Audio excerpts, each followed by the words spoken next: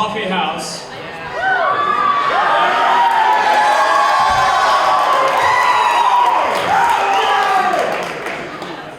Coffeehouse.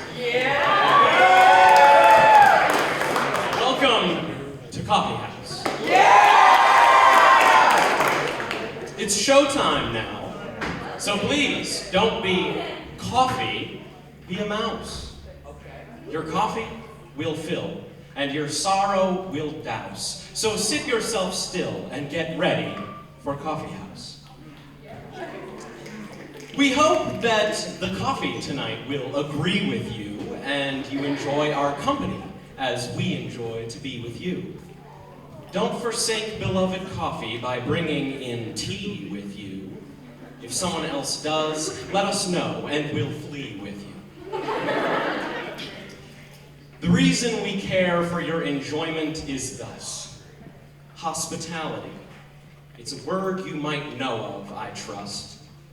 If we're able to love others, we should do so, we must.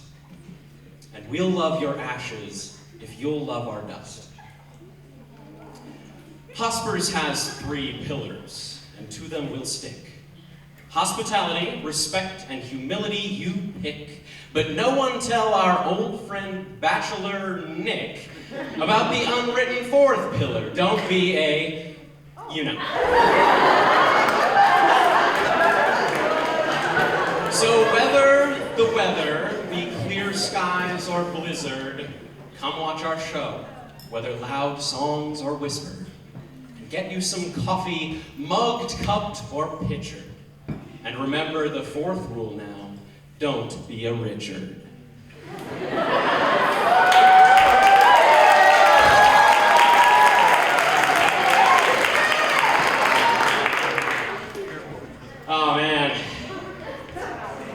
Oh man, gosh, it's my last year here. It's 4th year. Gosh, I'm real glad that I made it though. I just flew in from Chicago. And boy, my arms are tired.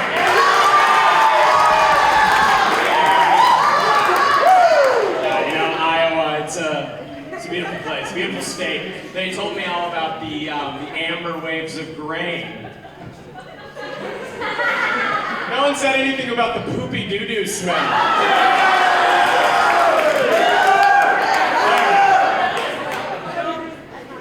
I got one more poem for you. This one's called Prairie Angels. There's angels around you. I promise, I swear. In spiritual matters, I'm a novice, that's fair, but what else could angels be for, if not being here? I'm sure that they're close. I know that they're near. I see them. I say, I've seen angels today. It'd be foolish of God to keep them away. There's angels around, and I know it, I'm certain, so listen, draw near, and I'll draw back the curtain. They don't have to be blonde, with white robe and a halo. Angels can be bugs, or beetles, I say so. They fly with the currents of wind in the blue stem, and arcing down valleys, they fly right on through them. Aloft over fields, they trill through the grass. Iridescent shields cover wings made of glass. You cry, angels have feathers. Yes, I heed your words. I'll grant that some do, if those angels are birds. Turn over rocks, and you'll find at least one, the blind kind, like earthworms that hide from the sun. Some angels are quiet, some of them cricket, and sometimes they hide in the locust thicket. They live among shaggy river willow stands and the pollen collected on the bumblebee's hands. Because angels are found about any place you look. They're there making sounds in each cranny and nook. And over the prairie, as twilight settles, they dance in bright dresses made of coneflower petals. And when the daytime is all done and said, some take to sleeping in a sunflower bed. But others are just getting up for the day and rising in moonlight to go out and play. The bugs that glow with the lights on their tails, the cries of the nighthawks, the coyote wails. They're not just in the prairie. You can find them on farms, in the silos, in the corn rows, in the gambrel-roofed barns. They're surely in places that you might have missed them. They're even on the highways and the interstate system. They're there in the headlights, in the oversized load, in the seeds in your heart that kind fortune has sowed. Coffee in the morning, tea before bed, the lovers you remember and the one that you wed. Angels are anything that angels are. They're a laugh in the dark. They're alone in the car. Smoking in the car, remembering what's gone, then the sudden remembrance of the coming of dawn. They were there in the moment that you needed them most, when the Holy Spirit seemed more like a ghost. There were angels around you. There still are, I swear. There are angels flying everywhere. Thank you.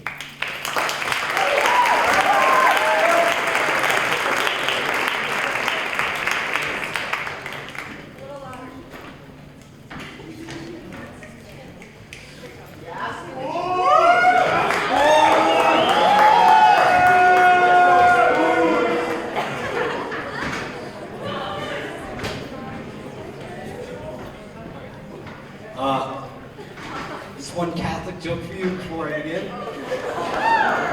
So this man walks into a bar and orders 3 drinks, three beers, and he drinks them one after the other. And so he does this again the next week, and then the next week after that. And so the bartender asks, so why do you order 3 drinks exactly and then drink them one after the other? And so the man says, well, my brothers and I used to drink together, and we moved away to different cities. So now I drink 3 drinks in their honor. So he continues to do this for the next few weeks until one day he goes in the bar and orders 2 beers. And he has a saddened look on his face. And so he does this for the next couple weeks until the bartender finally says, I'm very sorry for your loss. And the man says, huh? What do you mean? And so the bartender says, well, you used to order 3 for your 2 brothers, but now you only ordered 2. So we just figured that your brother must have passed. And so the man says, oh, no, that's not it. I ordered 2 drinks for my brothers and 1 for me, but it's Lent, so I gave up drinking.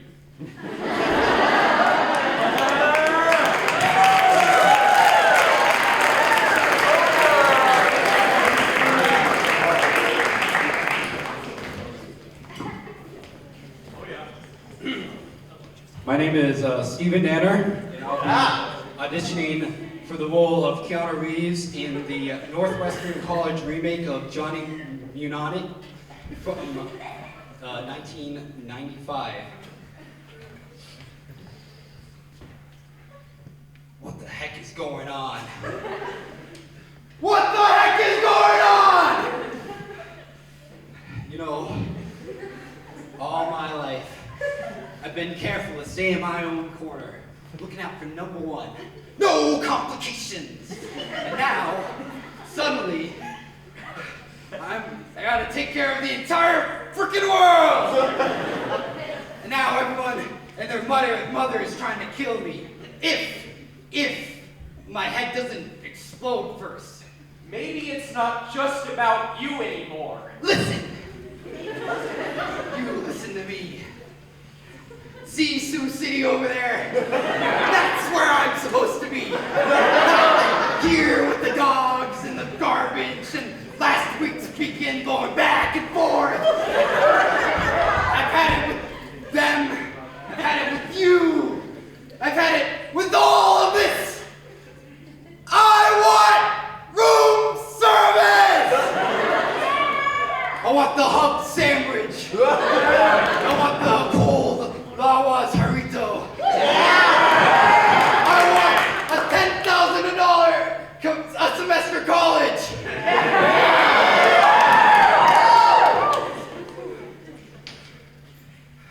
I want my clothes laundered, like they do in the basement of North Suites.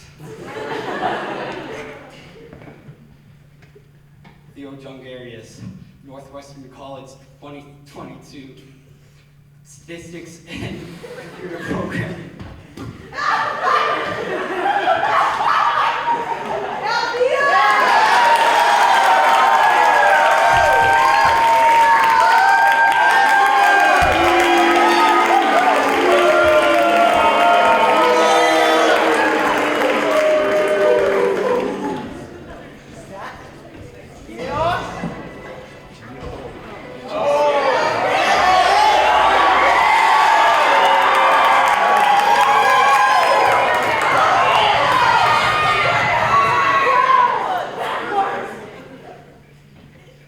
Good evening.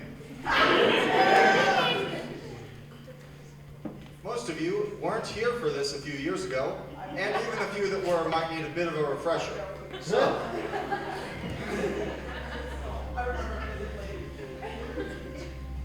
Adelard of Bath. Yeah! Let's go! Was a 12th century English natural philosopher. He is known both for his original works and for translating many important Greek scientific works of astrology, astronomy, philosophy, alchemy, and mathematics into Latin from Arabic versions, which were then introduced to Western Europe. Ah. Yes, sir. Oh, yeah. The oldest surviving Latin translation of Euclid's Elements is a 12th century translation by Adelard from an Arabic version. He is known as one of the first to introduce the Arabic numeral system to Europe.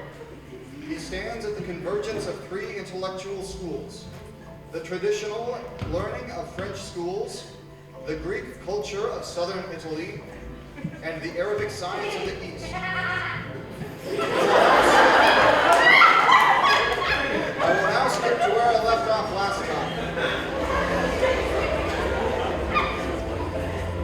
The final section in his trilogy is a treatise on hawking called De Avibus Tractatus, treatise on birds.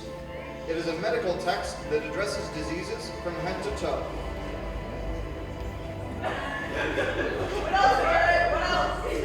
While it has been argued that this treatise was not widely distributed, an investigation of later Latin and French treatises reveals a number of excerpts from Adelard's work. The remainder of Adelard's original works did not involve the persona of his nephew. See the previous speech. He wrote a treatise on the use of the abacus called whatever that is in Latin. No more Latin. Which was likely written very early in his career because it shows no trace of Arab influence. This treatise is believed to be proof that Adelard was connected to the exchequer table and was used for monetary calculations in the medieval period. If you read the source quoted, it's obvious Adelard of Bath probably knew who worked at the exchequer and might have met them at Leon. But what is common among them is that their educations are in Leon. Further evidence can be found in the pipe roll of Henry I, which shows that he had received a discharge from the, quote, murder fine, a fine levied on all inhabitants of a certain area based on the murder of a Norman that occurred in a generally accessible field in the area. Levied on the community of Wiltshire in 1130, though there is no other proof for this fact. There is debate about whether the Adelard who lived in Bath and who was levied with this charge really is the same Adelard of Bath, considering Adelard is a common name. If no! At that point, I'm not sure if you'll find an Adelard alive today. The work that Adelard of Bath is known for in the Latin world is his translation of the astronomical tables of Al-Khwarizmi, the first widely accessible Latin translations of the Islamic ideas about algebra. In the Middle Ages, he was known for his rediscovery and teaching of geometry, earning his reputation when he made the first full translation of Euclid's Elements and began the process of interpreting the text for a Western audience. We now move on to influence. Thanks. Adelard's work impacted the course of natural philosophy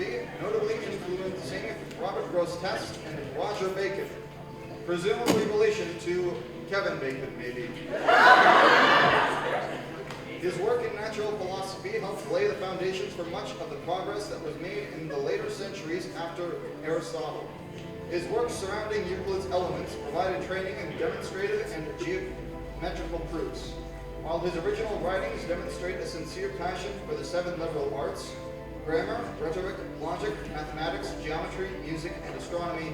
His work in Questiones Naturalis illustrated a more encompassing dedication to subjects such as physics, the natural sciences, and metaphysics. His influence is evidenced in De Philosophia Mundi by William of Conches, in the work of Hugh of St. Victor, in Isaac of Stella's Letters to Archer and Soul.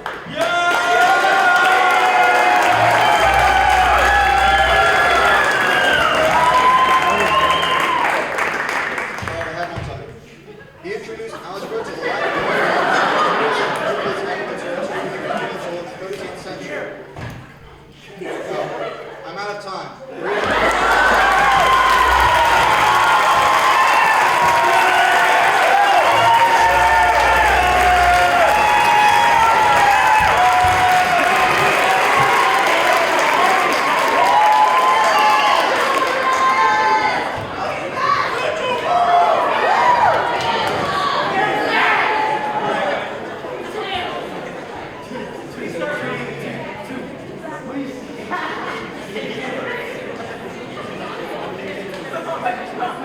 Welcome, everybody. Those of you who were here last year may remember our act, so we're just going to pick off right back where we started. 70? No, just kidding. All right, so, on a more serious note, we are all here to give you a warning about a terrible show. Some people have dubbed this as if The Bachelor in Yellowstone had a baby, and that baby was named Farmer Wants a Wife.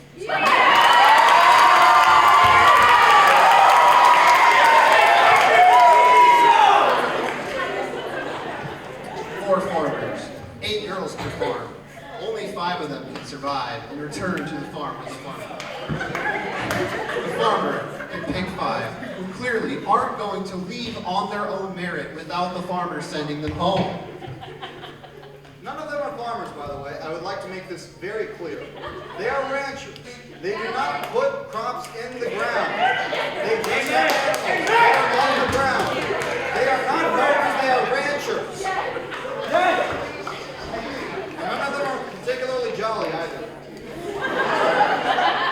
Farmers then choose one girl for one-on-one dates throughout the upcoming weeks, and then the elimination process begins. Various group activities happen, and the girls complain about how they all get no attention, especially Cassidy Joe, who we'll get to her later. Each pool of girls begins to thin down because of eliminations and departures. Farmers are obligated to periodically send one girl home, and others can leave if they so choose. Once they are down to 2, the farmers meet the final 2 girls' families. After that, they make the final selection, which does not involve a proposal or anything. It's basically just like being the winner of the Hunger Games. Congratulations, you're at the end.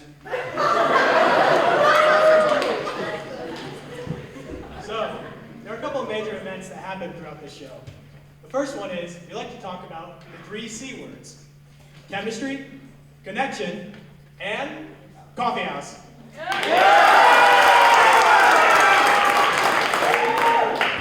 Does Farmer Landon exist? Not really. He's practically an NPC who picked his final 2 girls who have the same name. Does Farmer Hunter exist?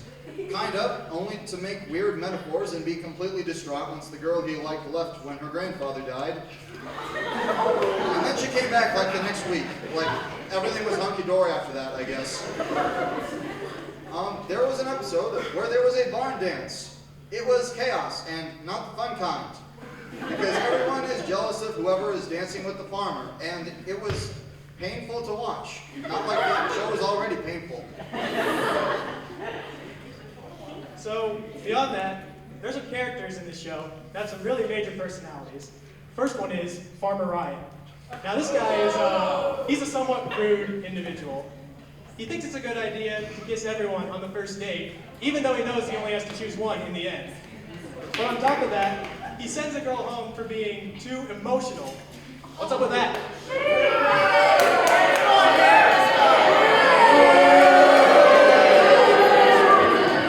And, surprise, surprise, he ends the show by being single because he wanted said girl that he thought was too emotional back on the show, and she declined him.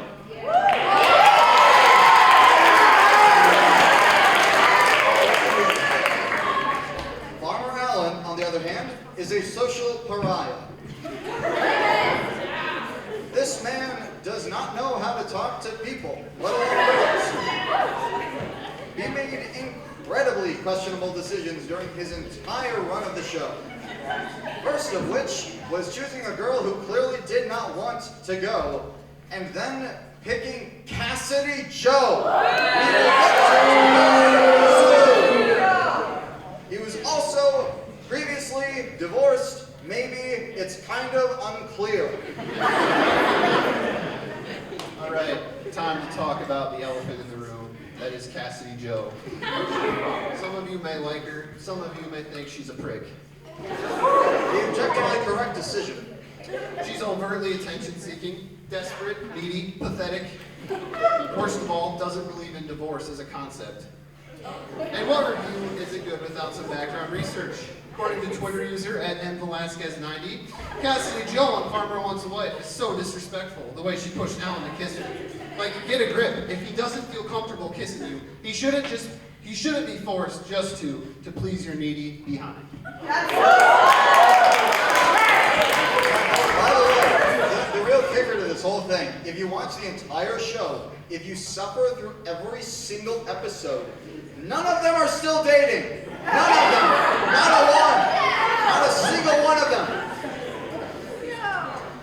The big shepherd. Alan and Kelsey broke up 2 days. 2 days after the finale premiered. 2 days. 2 days. 2 days.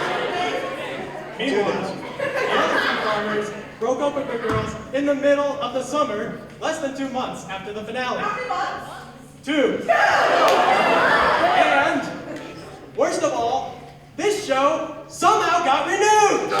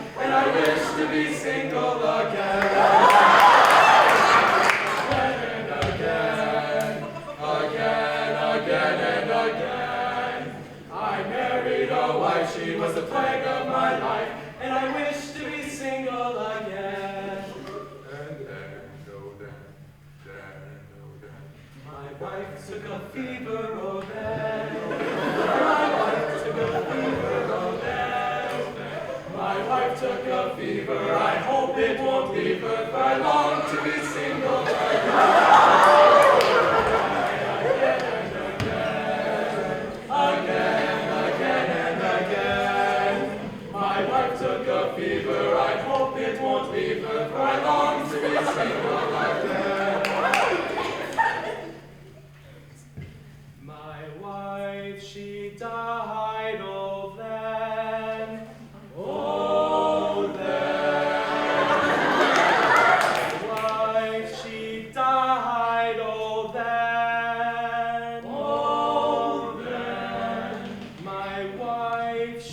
died, and I laughed till I cried to be single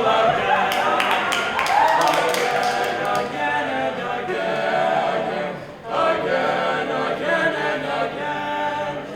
His wife, she died, and he laughed till he cried. He was glad to be single again.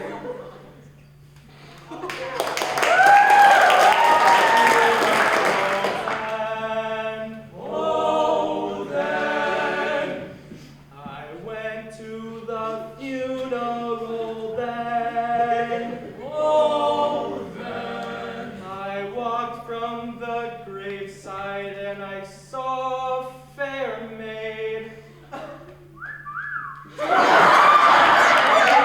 To be married again.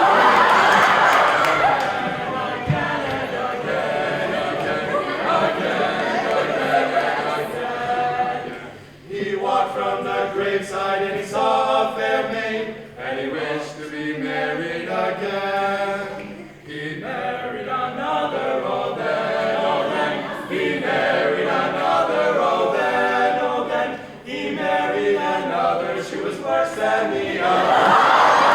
The old one again, again, again, again, again, again. He married another, she was worse than the other. And he longed to be single again.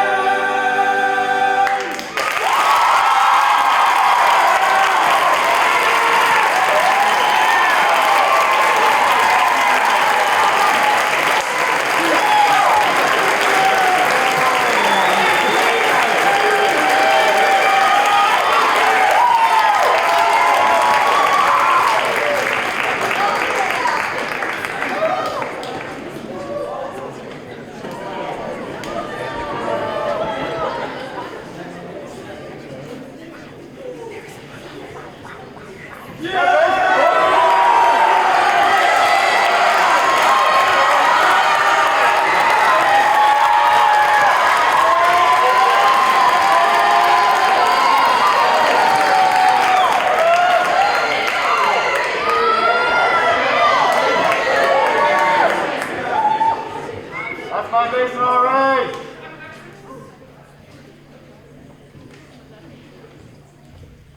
I think we actually all want to thank you, Michael. Oh, thank you. I mean, we actually really all want to thank you for everything.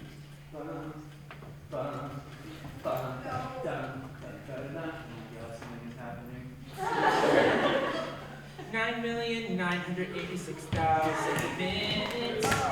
We actually sat down and did the math. 9,986,000 minutes. That's how many minutes that you worked here. In costumes and pressures and meetings and cups of coffee. For birthdays, for meetings, and even for you name us three. 9,986,000 minutes. That's like watching Die Hard 80,000 times. Hit me with your car. You help me get off drugs. I watch you when you sleep. I forgive you for kissing me. You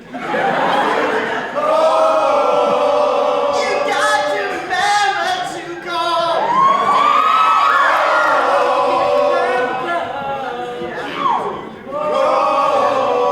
Texas also email or call. Measure your life and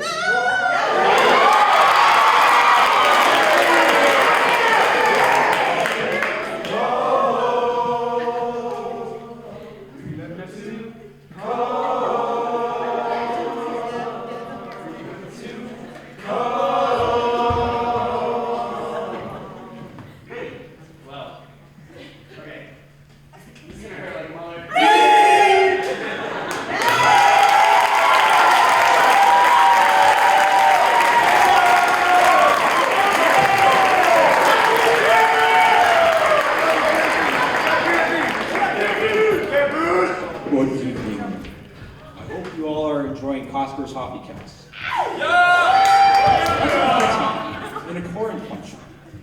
very beautiful girl whose name was Rindersella.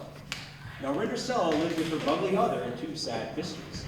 In that same foreign country, there lived a very prancing Hinz. Dunway, the prancing Hinz decided to have a fancy ball. He invited people from miles around, especially the pitch people. So Rindersella's ugly other and her 2 sad mistresses went to buy some trancy fesses. But Rindersella could not go because all she had to wear were some old rooty eggs. So she cracked down inside.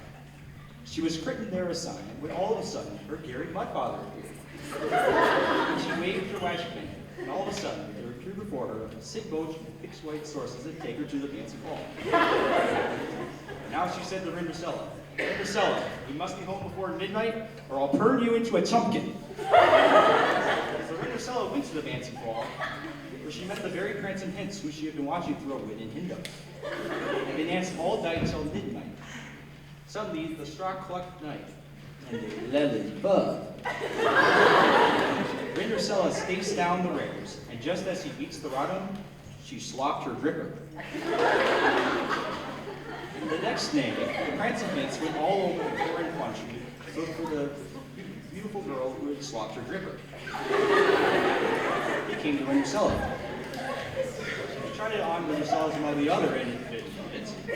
He tried on 2 sickly ushers and it fitted it. He tried on Rindersella and it fitted it. It was exactly the sight rise. The next day, the prancing Hinz and the beautiful girl were married and lived everly after.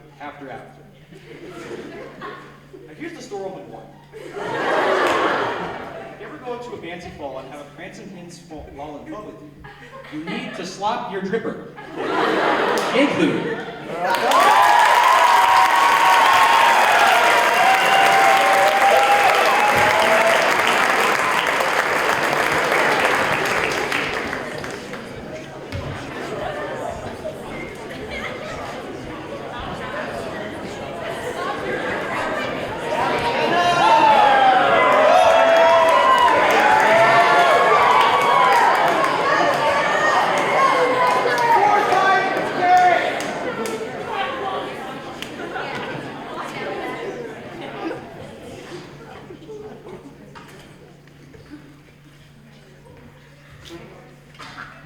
Man's Not Hot by Big Shot. Yo, Big Shot, the one and only. Man's not hot, never hot. Skra! Skinny, cut. Boom. 2 plus 2 is 4. Minus 1, that's 3. Every day, man's on the block. Smoke trees. See your girl. That girl is an uckers. When the ting went quack, quack, quack, your man were ducking. You man ducked. Hold tight as the My brother. got the Kampe. Big ting. You got the frisbee. Shoe. I trap on the phone, moving that cornflakes, Rice Krispies! Hold tight, my girl Whitney.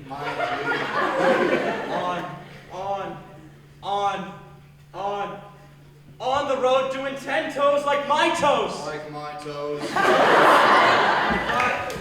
I froze. I see pen girl that I pose. If she ain't on it, I ghost. Ha! Look at your nose. Donut. Nose long. Garden hose.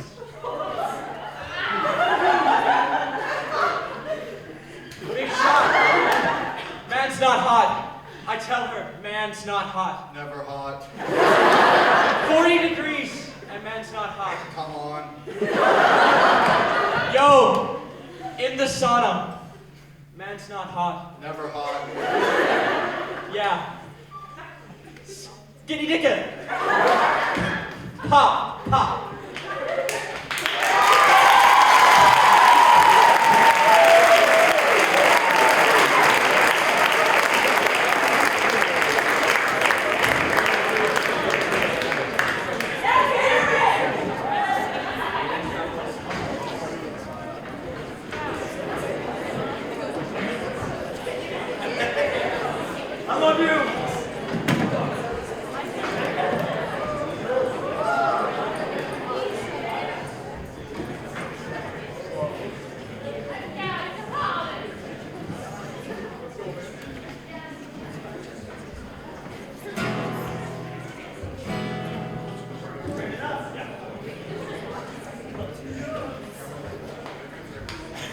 All right, folks.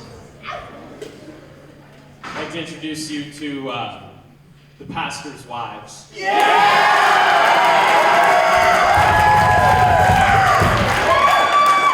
those of you unfamiliar, a pastor's wife is a roommate of an RA.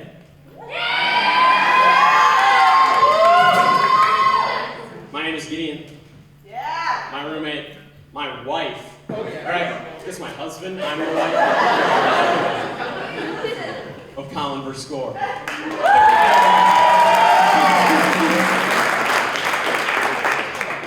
Tyson. What's my last name? And my hubby? Right up there, Fleury. I'm Thomas. And I am the wife to the man who is missing his knee, Lincoln Seaver. All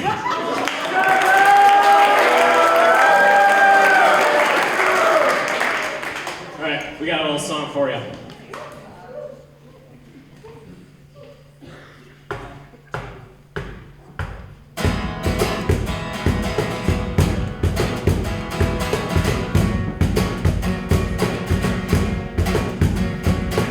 Who's to say it's impossible when they forgot? This world keeps spinning, and with each new day, I can feel a change in everything. And as the surface breaks, reflections fade. But in some ways they remain the same. And as my mind begins to spread its wings, there's no stopping curiosity. I wanna turn the whole thing upside down. I'll find things they say just can't be found. I'll share this love I find with everyone. Sing and dance to all the nature songs. I don't want this feeling to go away. Who's to say I can do everything? Well, I can try. And as I roll along, I begin to find things aren't always what they seem. I wanna turn the whole thing upside down. I'll find things they say just can't be found. I'll share this love I find with everyone. We'll sing and dance to Mother Nature songs. This world keeps spinning and there's no time to waste. Feel it all. Keep spinning, spinning round and upside down. Just say it's impossible and can't be found. I don't want this feeling to go away.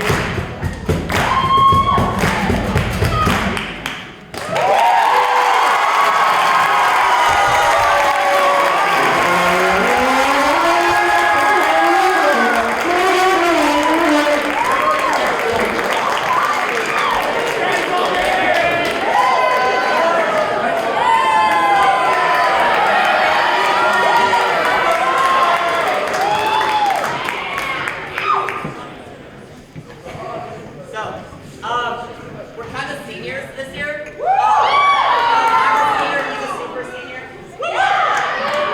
So we thought this song was kind of fitting.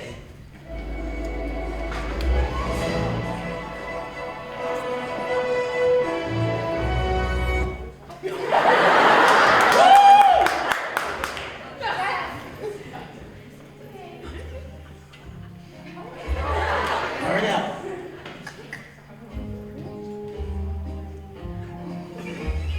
Samantha?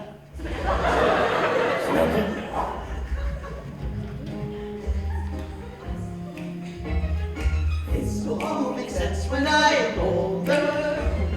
Someday I will see that this makes sense. One day when I'm old and wise, I'll think back and realize that these were all completely normal events. Well, the answer's when I'm older. Like why we're in this dark enchanted wood. I know in a couple years these will seem like child's fears. So I know this isn't bad. It's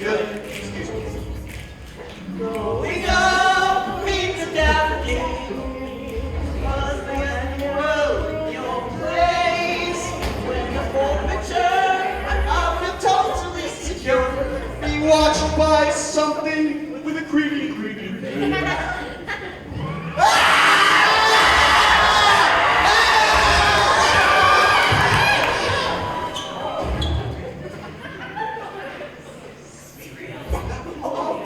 When I'm older, So there's no need to be terrified or jealous. I'll just dream about a time when I'm in my age of prime. 'Cause when you're older, absolutely everything makes sense. This is fun.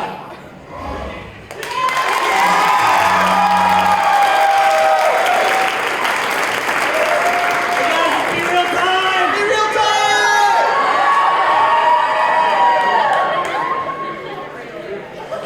Sorry, I'm slow.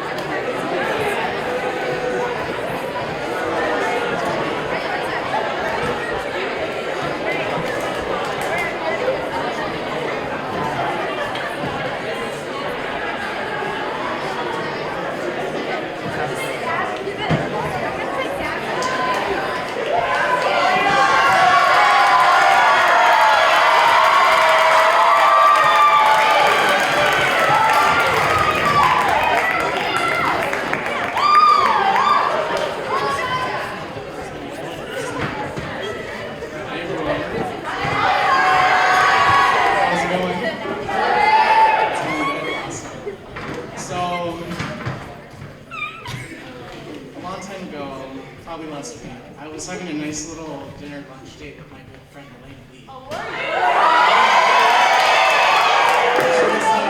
I do too. And I was like, Elena Lee, what would you do if you could do a coffee house scene? And she said, I would rap a Dr. Seuss book. Yeah.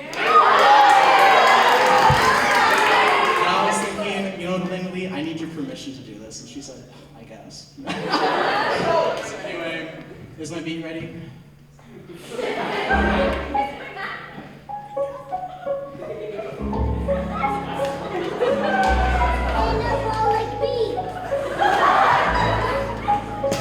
Yeah. Fish, red fish, blue fish, black fish, blue fish, gold fish, blue fish. This one has a little star. This one has a little car. Sing a fish there are. Yes, some are red and some are blue. Some are old and some are new. Some are sad, some are glad. Some are very, very bad. Are they sad, glad, and bad? I don't know. Ask your dad.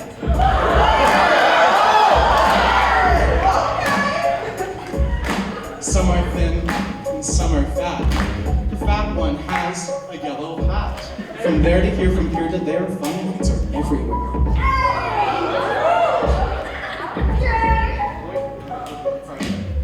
Wait.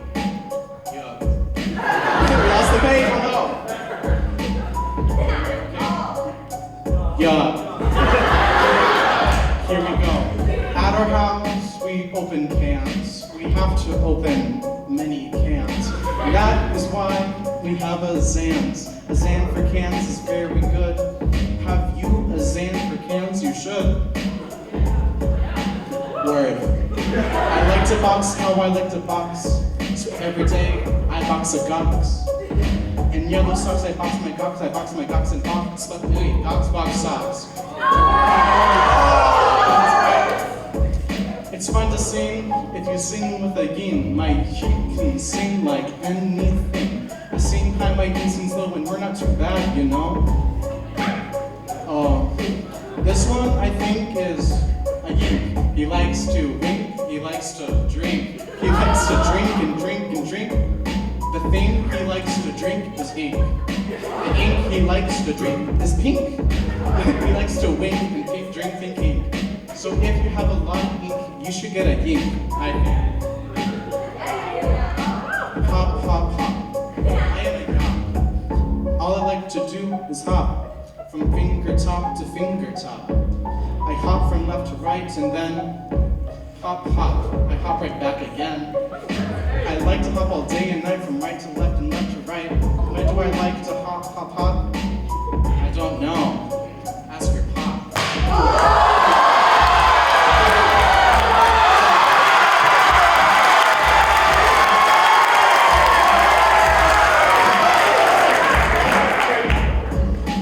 Yeah. Hop, hop, we like to hop on top of pop. Stop! Can't hop on pop. Mr. Brown, Mrs. Brown, Mr. Brown, upside down. Up, up, down, down, up, down. Where is Brown? Where is Brown? There is Brown. Mr. Brown is out of town. Black, black, Brown came back with Mr. Black. Snack, snack, eat a snack. Eat a snack with Brown and Black. Jump, bumpy, bumped, he jumped. Fast, fast, he went fast, fast. Went 10 cent, he went into the tent. Sent him out of the tent. Get to Dusty Red, oh, yo, the oh, hill, Will went up a hill. Will hill still, Will's up a hill still. Father, mother, sister, brother, that one is my other brother. My brothers read a little bit. Little words like if and it. My father can read big words too, like Constantinople and Timbuktu. Say. What does this say? Ask me tomorrow, but not today.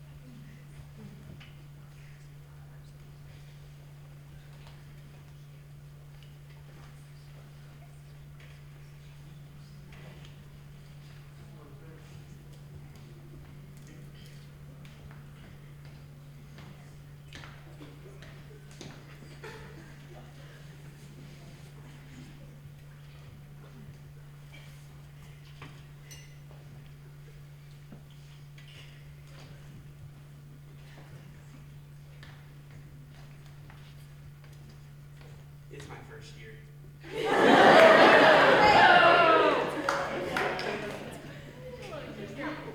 should be more than his first year. We should have had one. You're doing great, Dana. We love you. Great.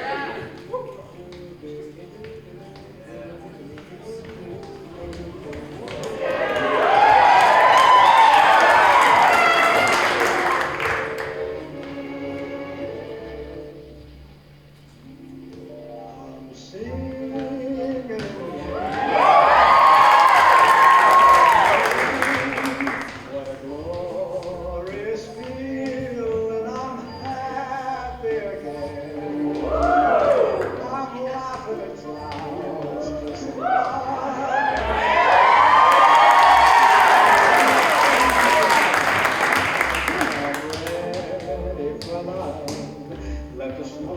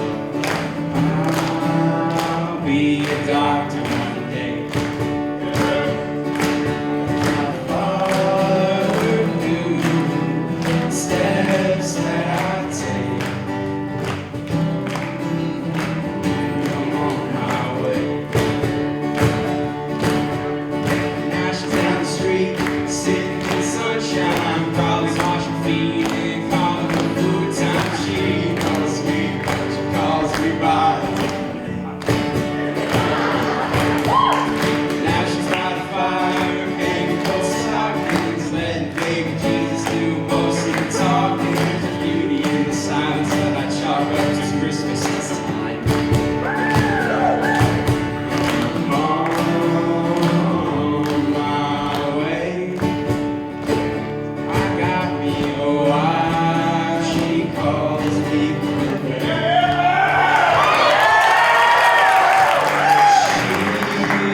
She only knew the steps that I take, steps of my babe.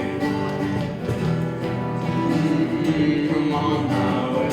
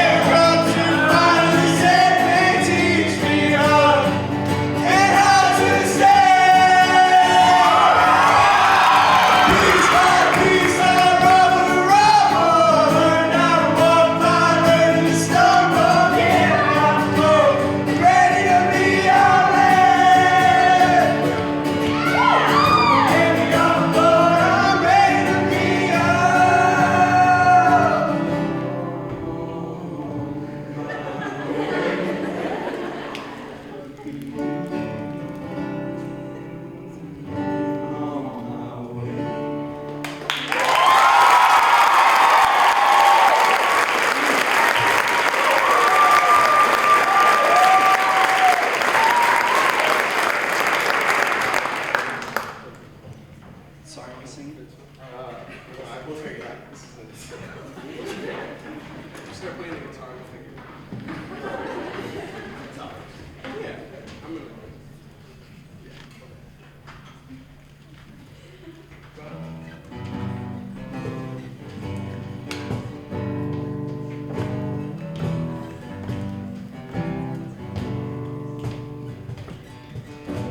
Gather around this table, boys.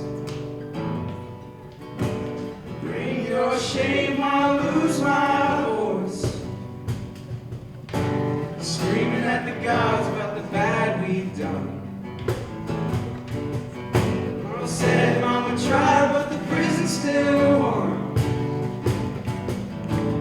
Your transgressions are mine as well. Anger grows in my bones if you could not tell. But I'll find comfort in company. Lord, forgive us, my boys and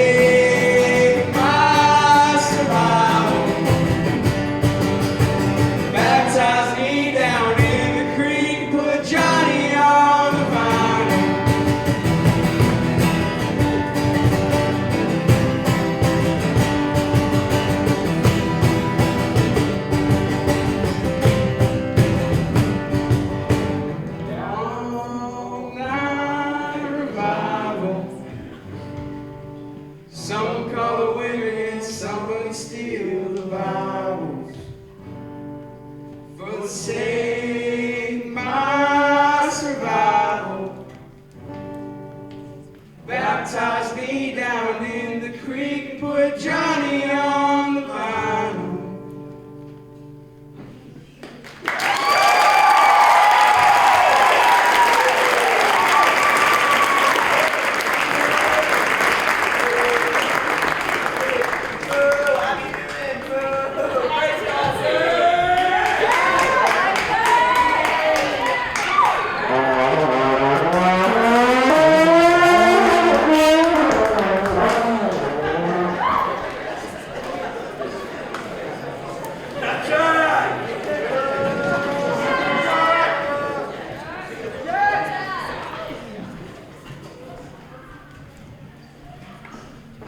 Can you guys hear me? Yeah.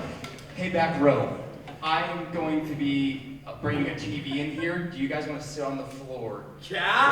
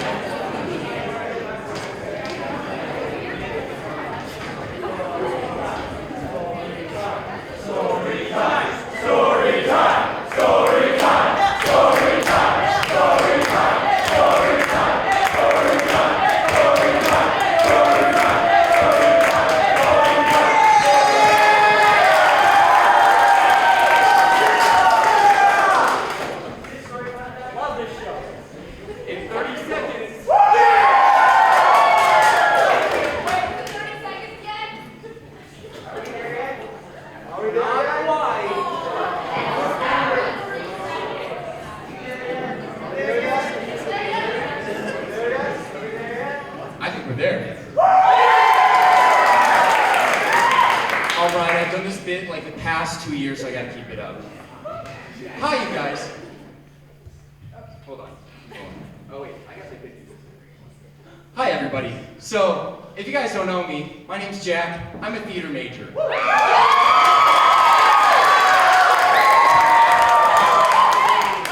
I'm a sucker for some Shakespeare. Darn right! Yeah. I also just so happen to really appreciate Star Wars. But what happens when we combine the two?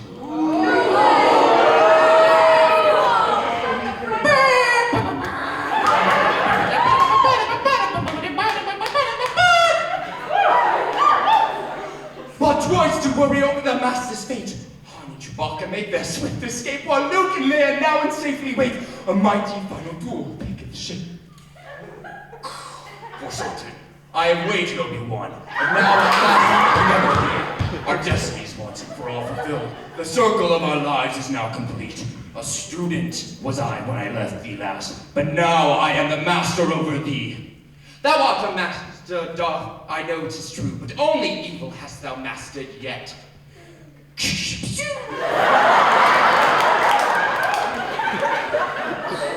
In time thy powers have we become old man. And yet thou canst win a warrant doth, for if thou make me strike down even now, even here, I shall more great and powerful become than e'er thou hast imagined possible. I tell thee plain, thou should not have returned. What noble battle passes twixt these men? Lightsabers rage from Sith and Jedi Knight. No more courageous battle have there been. 'Tis like the day doth combat with the night. Now whilst the two in conflict strike their blows, the others come that the ship may find. At first Han Solo with Chewbacca shows, then Luke and Princess Leia just behind. Did we not just this frightening party leave? Where'st thou been? We did some old friends meet, but finding them unfriendly, have both vowed to find far truer, better friends henceforth. Hast thou seen any problems with the ship? It seems fine, if we may make approach, and get beyond the stormtroopers. Aye, then my fondest hope is that thine Obi-Wan hath vanquished the wicked tractor beam. Behold, what ease! The stormtroopers go hence.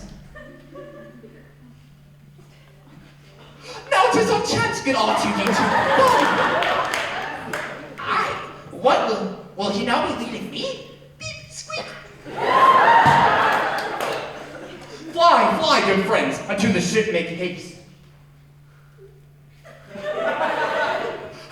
one until the ship draws nigh. Young Luke sees Obi-Wan trade slice with slice, and Ben Kenobi, catching young Luke's eye, prepares the most gracious sacrifice. A Jedi is not made of fear or hate, but must know their countenance display. It is a lesson learned in times gone by that still I teach myself unto this day. Full many years I've spent with thoughts of this, the instant when Darth Vader I confront, but now my thirst for retribution's cold.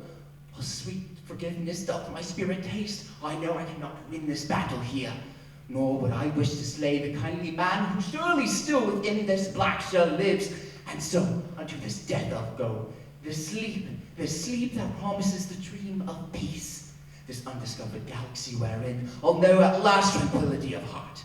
But ere I die, I'll one last lesson teach. I shall in this, my final moment, set a keen example for the universe, that future generations may yet know the valor and the strength of a Jedi Knight. Pull up thy lightsaber now, Obi-Wan, and show thyself a Jedi to this son. The cry of "Nay!" escapes Luke's trembling lip, and stormtroopers turn round to see them there. A battle great begins before their ship. As to the Falcon, these brave souls prepare. But ere the group disparts amid the fray, Luke hears the voice of Obi-Wan inside. Pray run, Luke run, the inner voice doth say, and Luke the Death Star leaves with force as guide. Thank you.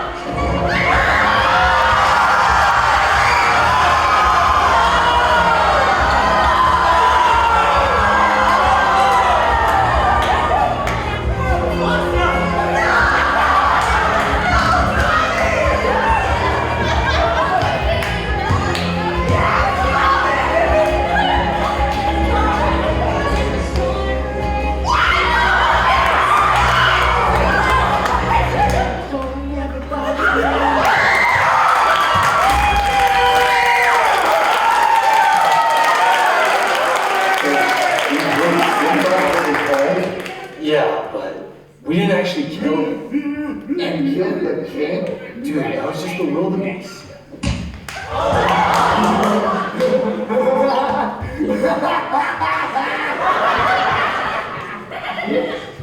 What were you saying?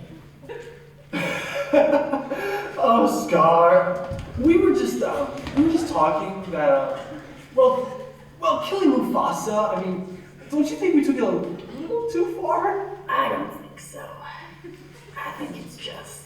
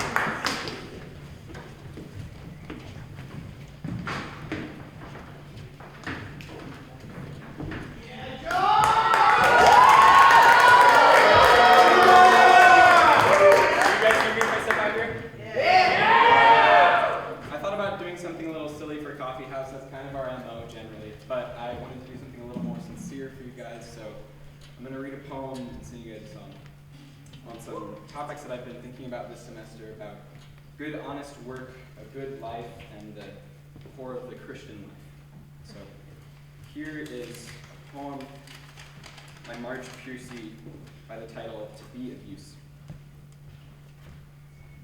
The people I love the best jump into work head first, without dallying in the shallows, and they swim off with sure strokes, almost out of sight. They seem to become natives of that element, the black heads of seals bouncing in our half-submerged holes. I love people who harness themselves, an ox to a heavy cart, who pull like water buffalo with massive patience, who strain in the mud and the muck to move things forward, who do what has to be done again and again. I want to be with people who submerge in the task, who go into the fields to harvest and work in a row and pass the bags along. We're not parlor generals and field deserters, but move in a common rhythm when the food must come in or the fire must go out. The work of the world is common as mud.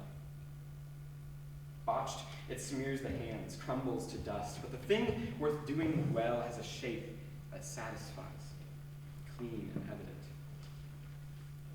Greek amphoras for wine or oil and Hopi vases that held corn are put in museums. But you know, they were made to be used. The pitcher cries for water to carry, and a person, the work that is real.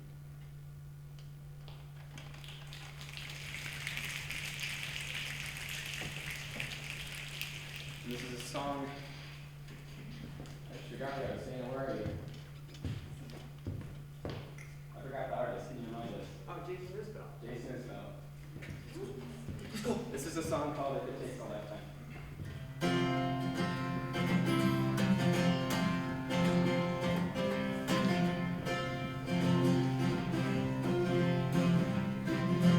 I've been working Monday to be here, and I can't recall a day when I didn't want to disappear, but I keep on showing up, hell-bent on growing up.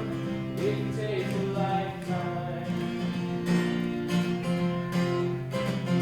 I'm learning how to be alone, fall asleep with the TV on, and if I inside my telephone, keep my spirits high, find happiness by and by, if it takes a lifetime. I come too far from my raising and forgot where I come from, and the line between right and wrong was so fine, and I thought that I would love me, but she like a dream. Our day will come if it takes a lifetime.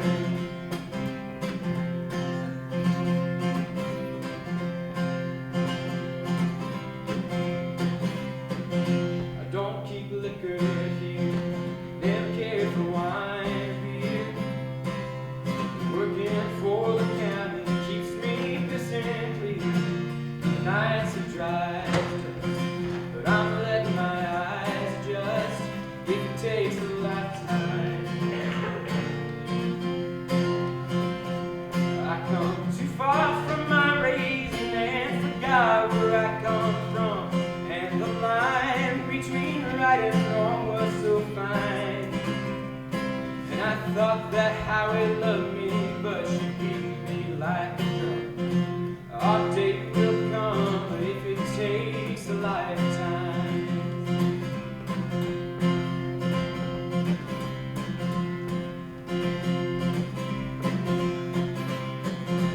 Man is a product of everybody that he's ever loved, and it don't make a difference how it ended up.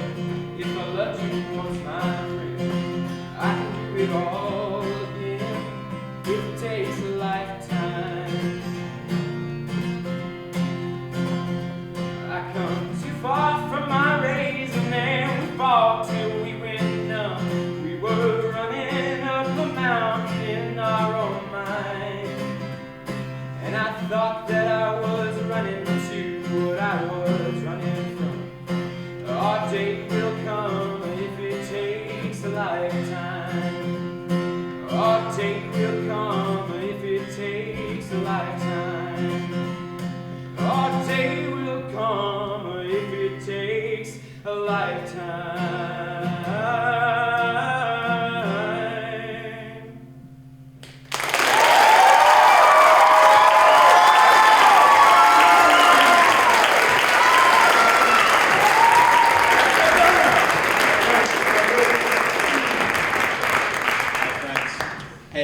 just a few acts away from our family band. Frankly. So stick around, hang out, but stay for these acts. We've got some wonderful and talented men here at Hospers Hall, and I'm blessed to be here. So stick around.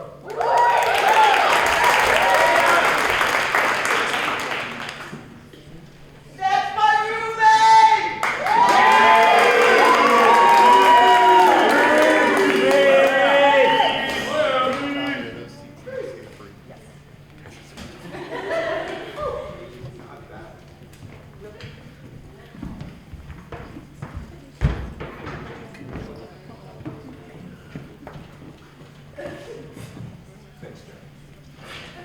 Howdy, ladies and gentlemen. We've had an incredible night so far, from glorious talents to feats of ridiculous memehood.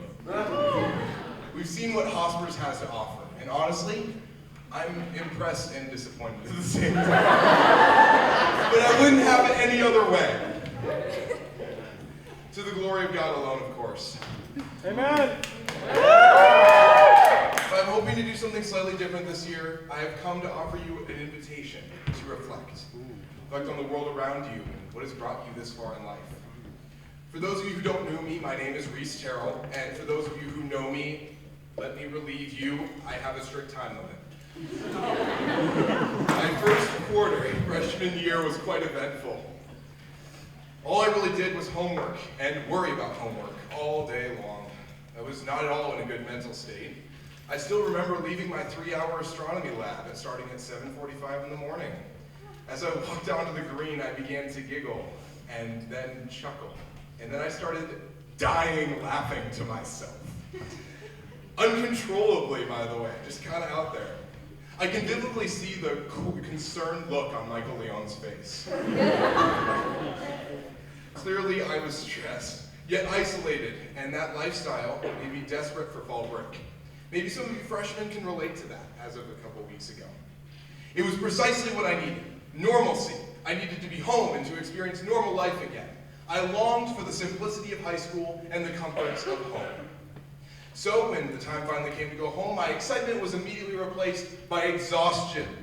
My extroverted energy left my body for the first time in eight weeks. And the instant I got home, I crashed. I slept 20 hours straight. I didn't know I could do that. But there is a purpose behind all that I'm saying right here, because when I woke up, I found myself in a completely different world. I wasn't home, per se. I felt like being a stranger in my own house. And just as quickly as I arrived, I was swept back to campus as if all of break was a dream. A broken dream. A fragment of a previous life that I so desperately wished to cling to. That I so desperately wished to go back to.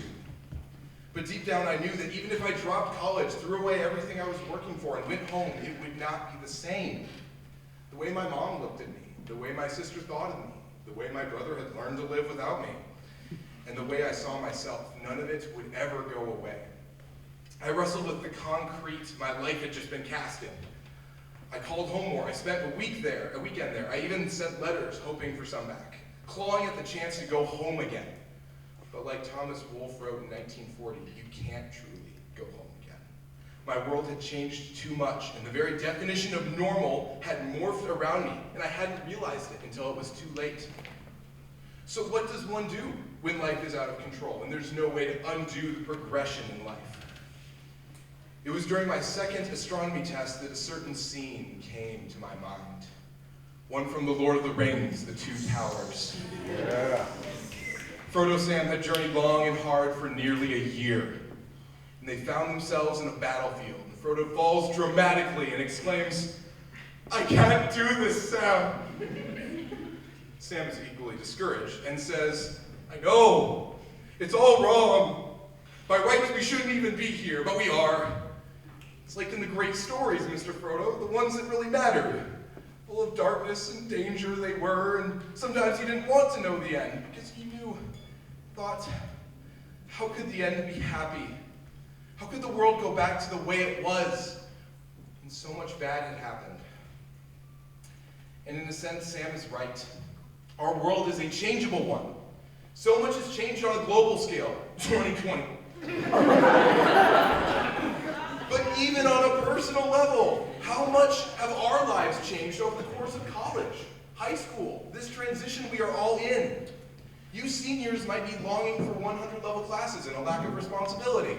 You might be terrified what comes next, what career opportunities await you outside of college. You freshmen might be fearing the feeling of home never being the same again. And let me emphasize this. You're right. Your life will never be the same again. And Sam knows this, and he encourages us with the truth. He says, but in the end, it's only a passing thing, this shadow. Even darkness must pass. A new day will come. When the sun shines, it will shine out the clearer. These were the stories that stayed with you, that meant something, even if you were too small to understand why. But I think, Mr. Frodo, I do understand. I know now. Folk in those stories had lots of chances of turning back, only they didn't, because they were holding on to something. Frodo desperately looks at him and says, what are we looking forward to, Sam? What are we holding on to?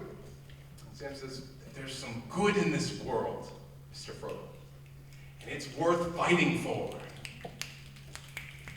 Every one of you have a reason to push through the adverse and overwhelming circumstances that you face. Maybe there's people you care about. Maybe there's expectations you want to meet. Maybe there's a God you want to glorify. Amen. But because those very circumstances are the tools by which that God has elected to sanctify you further, to bring you to greater maturity, that good that Sam refers to is nothing more, nothing less than the highest and the most valuable pursuit the world will ever know. Simply to bring God all of the glory.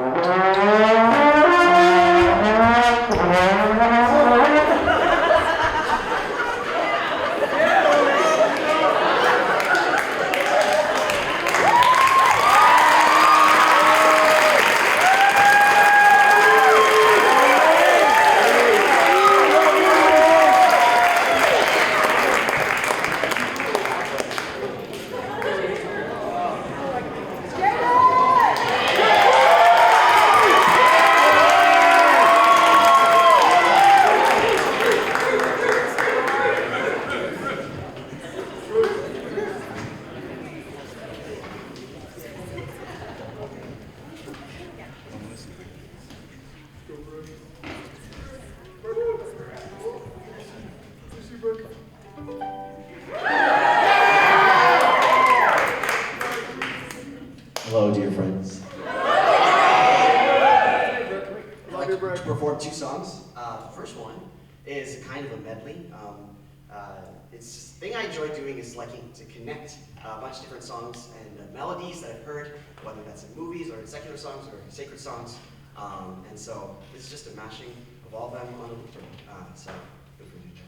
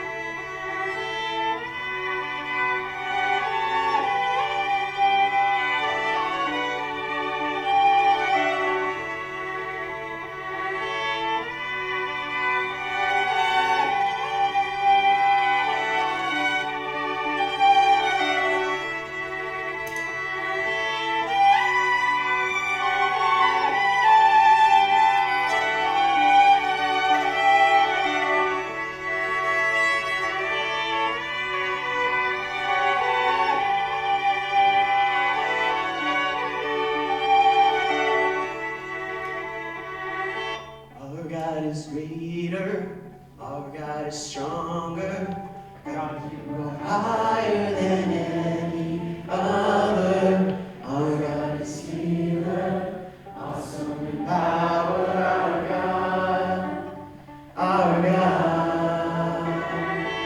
Our God is greater, our God is stronger, God, you are higher than any other. Our God is healer, awesome in power, our God, our God.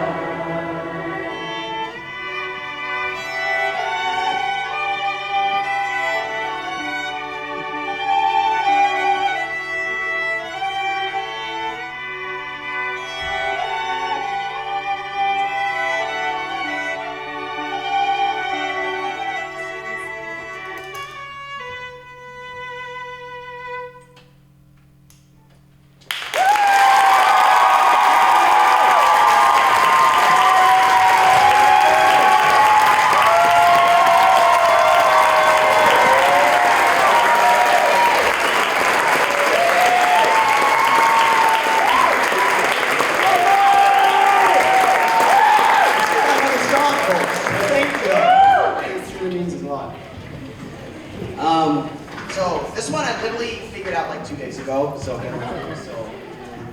you know, it's again the connections of movies and music, which I think is really cool.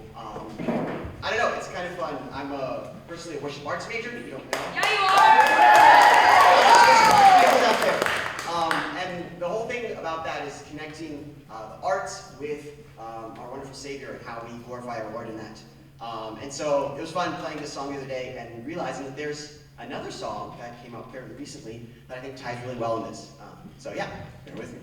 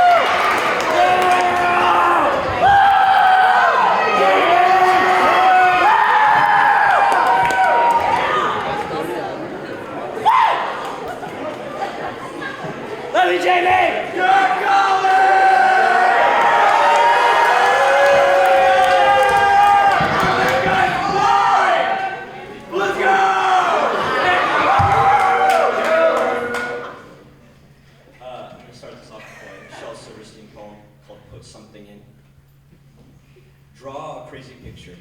Write a nutty poem. Sing a mumble-gumble song. Whistle through your comb.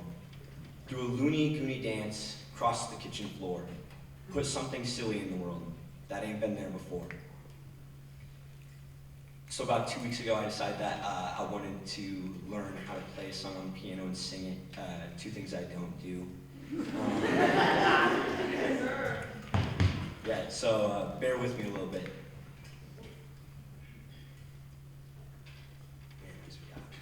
We got this. Scott, you're bro. You got this.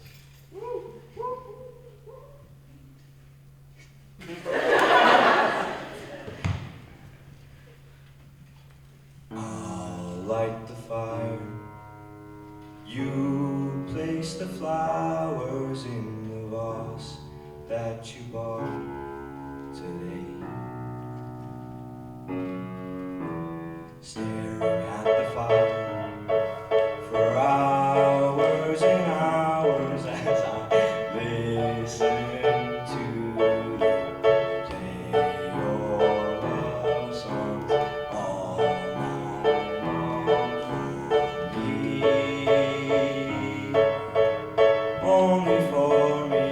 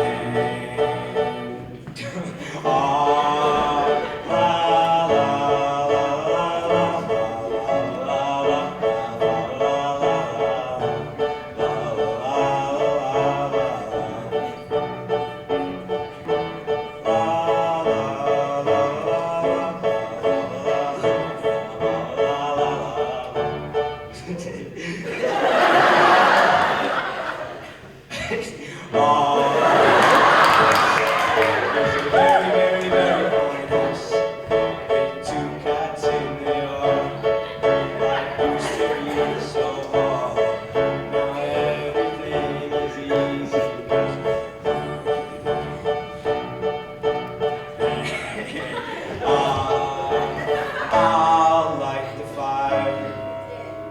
You place the flowers in the vase that you bought today.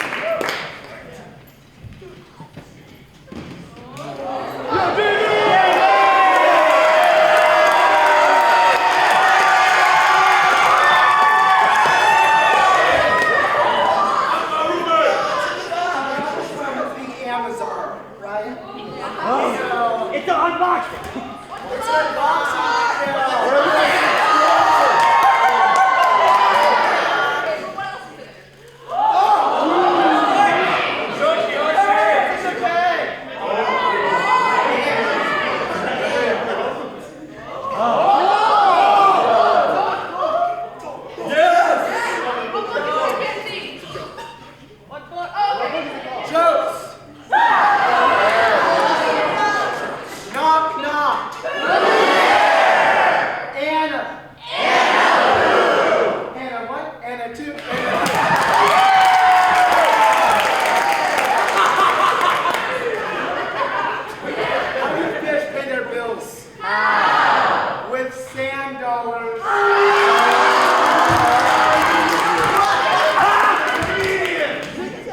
Zingo!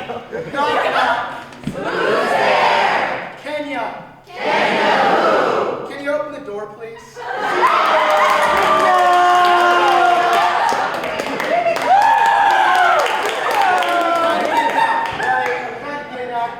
But to up the ante a bit, I want to kind of pose something new.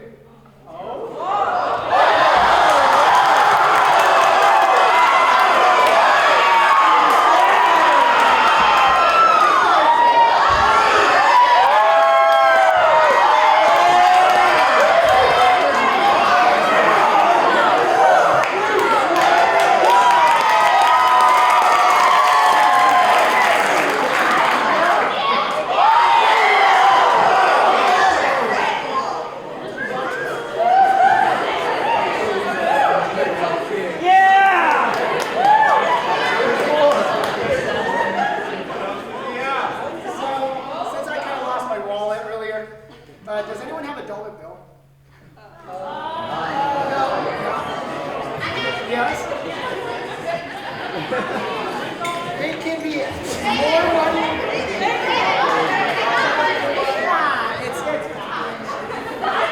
Hey, get the $20. I got $40. Thank you. Whoa, it's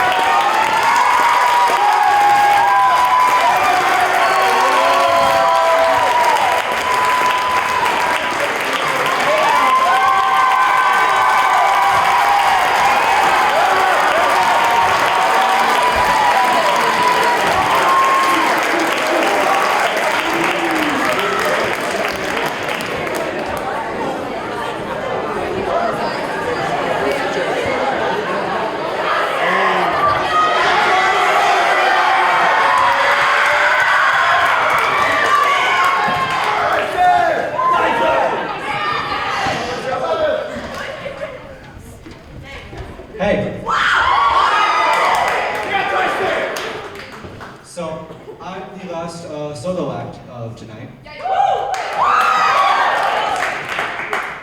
And a while back, like 2 years ago, I took a trip to Yellowstone. On the way there, there was this little pie shop, and it was very quaint. It was nice. It had purple walls, and it was like kind of in like the middle of all this nature, right? And I remember I went to this pie shop with my family, and I had rhubarb pie. It was good. And it's not so much about the pie. I don't remember what the pie tasted like, but it's about like that moment of being in nature, and for some reason that stuck with me. And it was cool, and I think about it a lot. And yeah. And if you know me, you know I really like music. If you know me well, you know I like making music. So I wrote a song about it, a little piano song.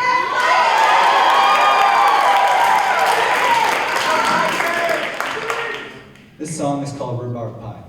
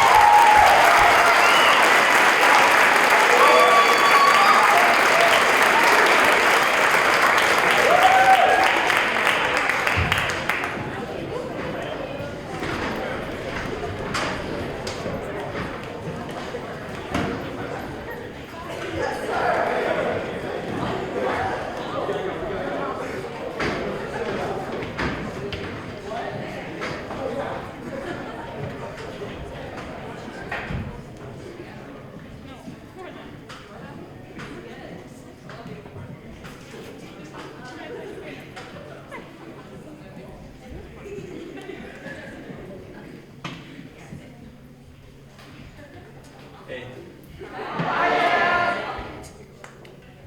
So, this. Anyone want to like take a guess what this is? Wow, Ghost. Anybody? Oh. I'm gonna have to ask you about that later. Huh? Golf caddy. Whoa! Does anyone know anything about golf? No. Alright, so like 1, 2.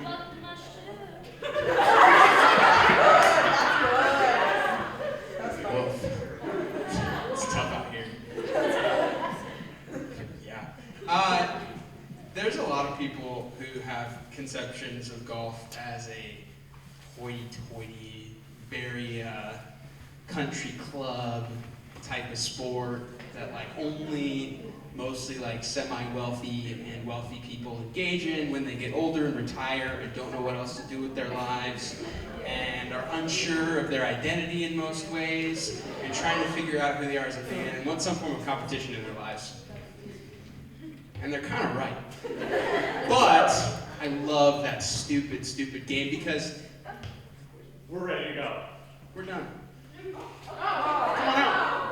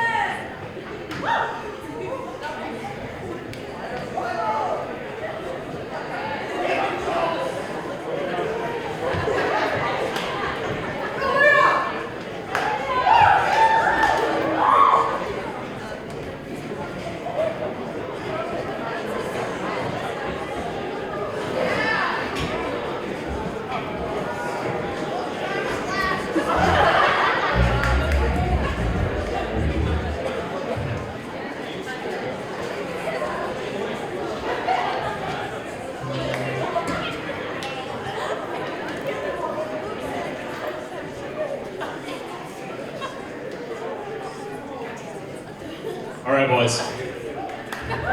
It's time to show our guests some hospitality. Before we start, we should probably tune just to make sure we got everything. So I'll just hit Concert A.